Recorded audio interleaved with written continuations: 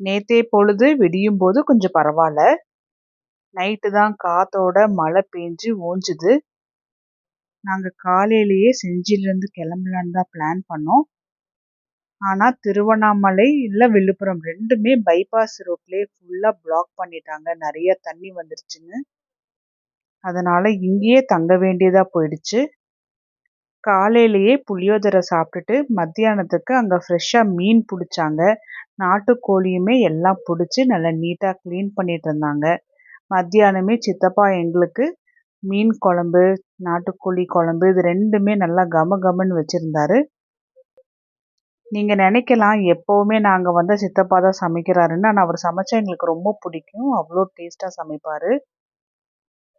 மத்தியானத்துக்கு சாதத்தோட கொஞ்சமா நாட்டுக்கோழி குழம்பும் சாப்பிட்டுட்டு, அதுக்கப்புறமா மீன் குழம்புமே சாப்பிட்டு முடிச்சிட்டோம்.